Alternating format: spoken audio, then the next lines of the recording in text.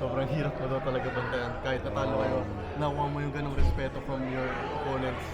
Kamusta yung pakiramdam mo?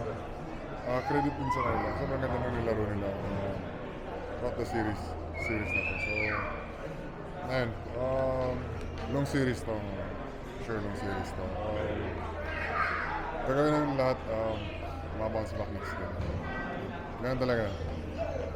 Sabi nga ni Marcio kanina, Jomar, talagang it went down to the final possessions of the game. Pero for you ba personally, what do you think yung sana nagawa mo pa para manalo sa game?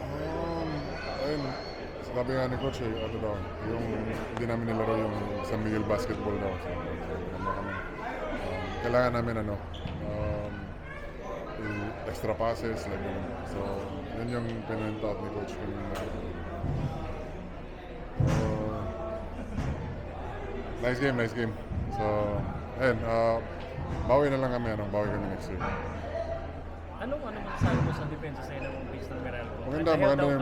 Maganda yung depensa nila. Kasi sobrang daming lang bigs eh. Tapos mabilis yung rotation nila. So, nakakapagod din. Pero, yun nga. Nagmintis na kami ng marami kaming shots na namintis na dapat na-shoot namin. So, and tapos, dami nila offensive rebounds. Yun yung pinuntout din ni Coach kanina. So, kailangan namin ma-improve yun. Yung paano namin ma-limit yun, offensive rebounds. Pero yung dalawang araw na recovery bago mag-enforce Malaking bagay yan para sa amin, lalo na sa akin.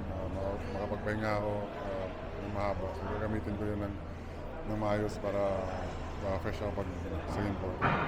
Medyo nakarami na yung free throws pero din sa field goal parang 5 field goals ka lang officially. Would you say na yung Meralco yung pinakamaganda po din sa iyo ngayong season? Siguro.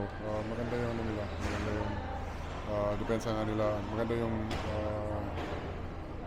team game nila. Maganda yung preparation nila. So, kailangan namin i-counter yun. So, bounce back kami next week. Okay. Sige. Thank you.